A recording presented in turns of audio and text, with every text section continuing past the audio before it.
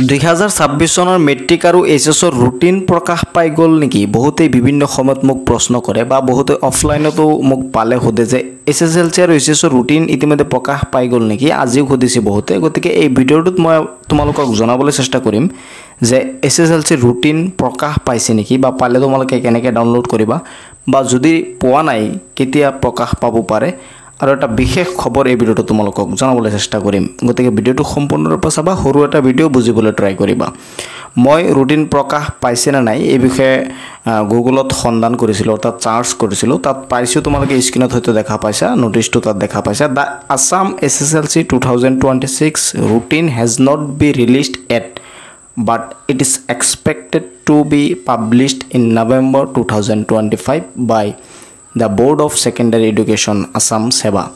অৰ্থাৎ ইয়াত উল্লেখ কৰিছে যে এতিয়ালৈকে এছএছএলসি 2026 ৰ ৰুটিন প্ৰকাশ পোৱা নাই কিন্তু আশা কৰিব পৰা যায় যে নৱেম্বৰত 2025 চনৰ নৱেম্বৰত মেট্ৰিকৰ ৰুটিন সেৱাই প্ৰকাশ কৰিব ইয়াত উল্লেখ কৰিছে তোমালোকে হয়তো ধুনীয়াকৈ দেখা পাইছা ময়ো সাৰ্চ কৰিছিলো আৰু এইখিনি তথ্য পাইছো তাৰ মানে তোমালোকৰ ৰুটিন এতিয়ালৈকে প্ৰকাশ পোৱা নাই বহুতেই যেহেতু জানিব বিচাৰিছিলা মই ডাউটটো তোমালোকৰ ক্লিয়াৰ কৰি দিছো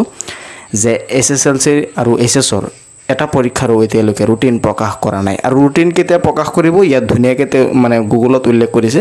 আৰু এইটো মানে প্ৰিভিয়াছ ইয়াৰতো হৈ আহিছে নৱেম্বৰ মাহ বা ডিসেম্বৰ মাহতে তোমালোকৰ ৰুটিন প্ৰকাশ কৰে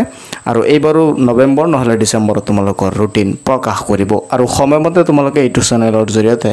ৰুটিন পাই যাবা আৰু ভিডিঅ'টোৰ প্ৰথমতে কৈছিলো মই তোমালোকক যে এটা বিশেষ খবৰ এই ভিডিঅ'টোৰ জৰিয়তে তোমালোকক জনাম খবৰটো হ'ল মেট্ৰিক আৰু এইচএছৰ ৰুটিন এইবাৰো দুয়োখন ৰুটিন একেলগে প্ৰকাশ কৰাৰ বেছি সম্ভাৱনা আছে কাৰণ প্ৰিভিয়াছ ইয়াৰত মেট্ৰিক আৰু এইচএছৰ দুয়োখন পৰীক্ষাৰ ৰুটিন একেদিনাই প্ৰকাশ কৰিছিল গতিকে এইবাৰো ধাৰণা কৰিব পৰা যায় যে মেট্ৰিক আৰু এইচএছৰ ৰুটিন তোমালোকে একেদিনাখনেই পাই যাবা গতিকে যেতিয়া ৰুটিন তোমালোকৰ আহি যায়